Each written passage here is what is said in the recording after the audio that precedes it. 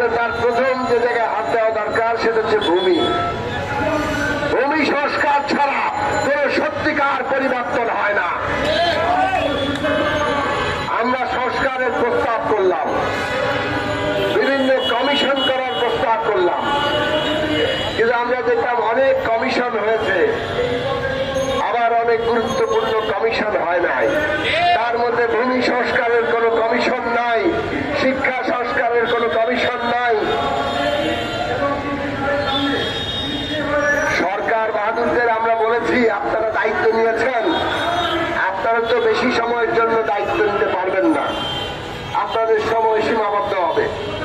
আপনাদের কাজ হবে মাঠ প্রস্তুত করার কাজ করা, সমস্ত চিন্তা ঐক্যবদ্ধ করা, এবং যাতে বাংলাদেশের মানুষের স্বপ্ন আকাঙ্ক্ষা তার সব অংশের স্বার্থ একটা পূরণ হয়, তার জন্য একটা এমন কর্মসূচির এমন সংস্কার প্রস্তাব তৈরি করে দেওয়া যাওয়া যাতে করে আগামী দিনে সেই সংস্কার অনুযায়ী বাংলাদেশ চলতে পারে। তো সেই জায়গায় আপনারা যখন রাষ্ট্র পরিচালনার দায়িত্ব পেয়েছেন, সেইখানে চট্টগ্রাম বন্দর তো যে কেউ দিতে পারে, ওইটার সিদ্ধান্ত এখন জরুরি না। জরুরি হচ্ছে বাংলাদেশের ভূমিহীনদের ব্যাপারে সিদ্ধান্ত নেওয়া। এইটা যে কেউ করতে পারে না।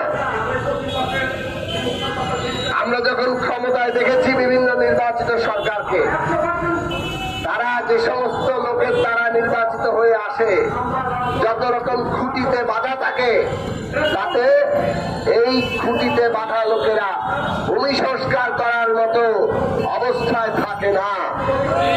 ভূমি সংস্কার করতে হয় যখন এরকম অভ্যুত্থান ঘটে, যখন সমস্ত পুরনো সম্পর্ক আলাদা হয়ে যায়, নতুন সম্পর্ক তৈরি করার শক্তি তৈরি হয়, তখন ভূমি ব্যবস্থাপনা বদলাতে হয়। এই সরকারের এই জায়গায় হাত দেওয়া দরকার ছিল। তাহলে বাংলাদেশের মানুষের এই যে আজকে পরিস্থিতি, গরিব প্রান্তিক মানুষ, মেহনতি মানুষ, যারা শ্রম দেয়, যারা সম্পদ তৈরি করে, তাদের জীবনে একটা পরিবর্তন আসতো, তাদের জীবনে অভ্যুত্থানের প্রভাব পড়ত।